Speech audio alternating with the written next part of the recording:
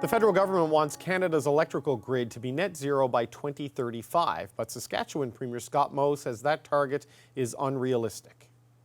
The federal plan, that is unaffordable. It jeopardizes the reliability of our power system. It imposes unrealistic emission standards and timelines for our province, thereby making it unachievable. Instead, Saskatchewan is targeting 2050, and the association representing Canada's electricity industry is warning that that 2035 target may be in jeopardy without urgent and transformative change. Francis Bradley is the CEO of Electricity Canada. Francis, it's good to meet you. Thanks for coming in. Delighted to have the conversation. I'd like to start with what we heard from the Premier of Saskatchewan, Scott Moe, who says this federal target of a clean energy grid by 2035 is unaffordable. It jeopardizes the reliability of Saskatchewan's power system and imposes unrealistic standards on that province. Do you believe that assessment? Do you agree with it? Well, we're a national association, so we speak from a national perspective. So from a national perspective, 84% of Canada's electricity is already non-emitting. But recognize that in certain provinces and certain jurisdictions, this is a much more challenging target than it is in other areas. And so, in those provinces where they currently rely more on fossil fuels, this is a more challenging target. So that 16% gap of emitting in the entire energy mix of the country is concentrated more heavily in primarily the western provinces, I would assume. Well, no, Nova Scotia, New Brunswick, Saskatchewan, Alberta. But even here, in Ontario, we've got a system that's 92% non-emitting. Getting to 100% is even going to be a challenge here. So it's a challenge in all jurisdictions. The other side of that is we need to pursue every opportunity to produce non-emitting electricity. So get to that non-emitting green grid. Just paint a picture of what that would look like if the country is going to hit that target by 2035. So to be able to hit that target, both the 2035 target and then we're always keeping our eye as well on the 2050 target. Yep. Right, because the 2050 target is economy-wide.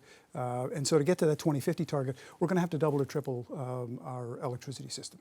So to be able to do that, every kind of technology, non-emitting technology, has to be on the table. So more hydro, nuclear is absolutely part of the future, wind, solar, carbon capture and storage, more transmission within provinces and among regions, and customer solutions. When you do the math, all of those have to be on the table for us to be able to meet a 2050 target. But that 2035 target is so critical because if the economy is going to be net zero by 2050, the energy that fuels that economy needs to be clean, right? Yep. And we're going to start transitioning. All of our cars are going to plug in by 2035, by 2040, or the bulk of our cars. Yep. So, I mean, how realistic is this target that the government of Canada set for 2035 if you've already got provinces like Saskatchewan saying, we can't do this and we won't do this? Well, it is going to be a challenge, certainly across the board. But, we've seen what we thought were very difficult challenges in the past that we've been able to overcome. I mean, one of the examples, for example, is the move off coal in Alberta that was seen to be a massive stretch target. We wouldn't be able to do that by 2030. Well, we've done it by the end of this year, by 2023. And so it's going to take a great deal of effort. It's going to take some changes in terms of our approach to some of these things. We're going to have to be able to build things faster. We're going to have to be more efficient to actually get projects moved through. We're going to need better alignment between federal, provincial governments so that we can get these projects moving forward. But we do have to move quickly in terms of getting these projects built. Speed's never really been our strength, though, in these things in this country. Speed has never been our strength, and in fact, things have gone in the opposite direction. Things have gotten slower, but it is absolutely essential for us to be able to meet those targets, to actually be far more efficient in terms of our permitting and in terms of our building. Right, so there were all of these incentives in the budget to spur electrification, to spur clean technology investments, even for public utilities like Hydro-Quebec, for example, and could apply for these things and qualify for these things. But that speed challenge, we're hearing that now in the critical mineral sector as they try the industrial policy of electric vehicle batteries.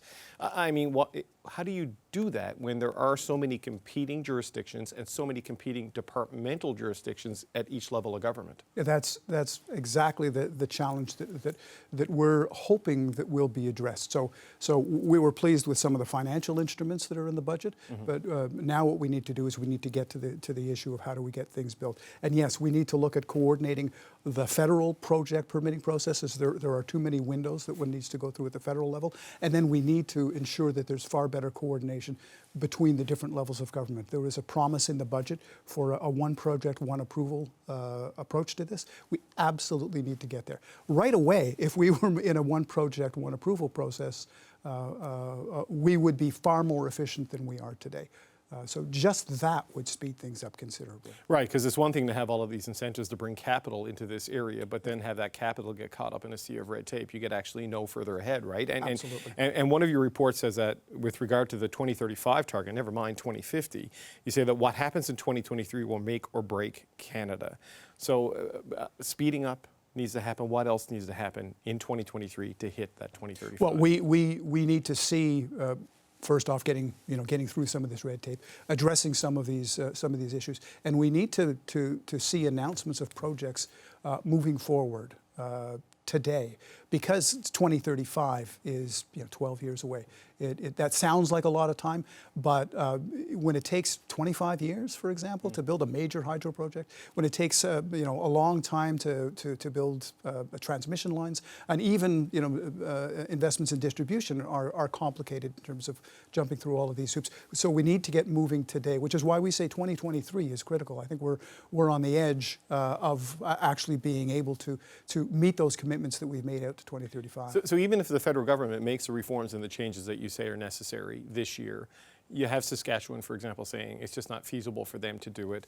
I know there's a frustration in Nova Scotia, for example, where Premier Houston they've just lost the possibility of a tidal power project because of delays with the Department of Fisheries and Oceans. I mean, can you get there by 2035 if all of the provinces aren't on board? I think we absolutely need to get better alignment between the federal and provincial governments, and we need better alignment between the governments within the department, because that will be the make or break. And I believe that we need to do it this year. Your example of a fisheries issue, again, that's yet another department. So it isn't just simply a matter of environmental assessments. It's the Fisheries Act, it's the Navigable Waters Act, it's the Migratory Bird Convention Act. All of these need to be aligned, and we need to have a far smoother process to be able to get through these projects. Does the political climate allow for that sort of cooperation and alignment across levels of government? I know you're a national agency, you want to look at the picture nationally, but you're Canadian, you see the fights between the various political parties and the various political jurisdictions, at the federal, provincial level. I mean, does the political culture of the moment allow for the sort of rapid cooperation you're hoping for? Well, I don't know if the political culture allows for it, but there is an imperative here to ensure that we have a reliable, sustainable, and affordable electricity system for the future. So I'm hoping that the need to make sure that customers, electricity customers, are going to be able to have that cleaner, more affordable, more reliable future is going to get everybody at the table and keep them focused. Just as a final point, what are the consequences if they don't make the progress you're hoping for in 2023 to hit that 2035 target and beyond? Well, as I said, there's three things that we want to make sure we have: reliability, sustainability, and affordability. We can't drop any of those. The potential downside would be dropping one of those three balls. We're juggling those three balls, and we can't drop any one of them, and we certainly don't want to see any of them drop. My biggest concern is about reliability. My biggest concern is also about affordability and sustainability. So all three of them are absolutely critically important, we need to ensure that we pull together all levels of government, civil society, industry to be able to address these challenges. Right. If we don't fix it, it won't be clean, it won't be affordable, and it won't be available. Right on. It's a pretty stark warning. Okay. Francis Bradley, CEO of Electricity Canada. Excuse me. Thanks for coming in. Thanks very much.